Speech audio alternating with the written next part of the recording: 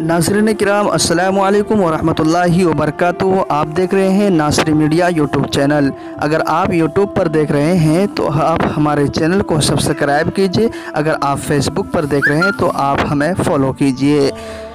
जी हाँ दोस्तों, इस वक्त बहुत अहम खबर के साथ मैं हाजिर खिदमत हूँ। आपसे गुजारिश है मुकम्मल समाअत फरमाए। याम तुगलकाबाद नई दिल्ली झुग्गियों में शदीद आग लग जाने की वजह से सैकड़ों झुग्गियाँ जलकर राख हो गई थी। कपड़े, बर्तन और जो भी दीगर ज़रूरी सामान थे सभी जलकर ख़त्म हो चुके थे।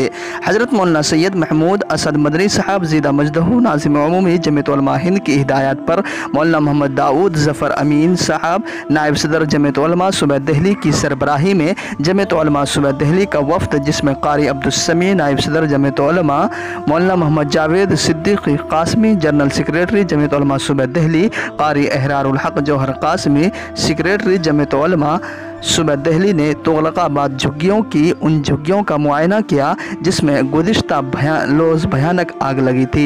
वफ़द ने मुतासरीन से मुलाकात करके उनकी परेशानी व ज़रूरियात के मुस्तक़बिल हल के लिए जानकारी हासिल की। झुग्गियों के ज़िम्मेदारों व मकामी लोगों से तबादले ख़याल किया।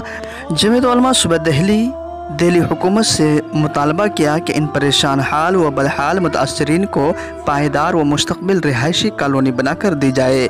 जैसे साबिक़ा रिवायत के मुताबिक झुग्गियों के बदले दिल्ली सरकार ने मुतासरीन को मकानात बनाकर दिए थे। साथ ही रोज़गार का बंदोबस्त करके उनके लिए मुमकिन असबाब मुहैया कराए जाए। जमीयत उलमा सूबा दिल्ली की जानिब से हर मुमकिन मदद की यकीन दहानी कराई गई है।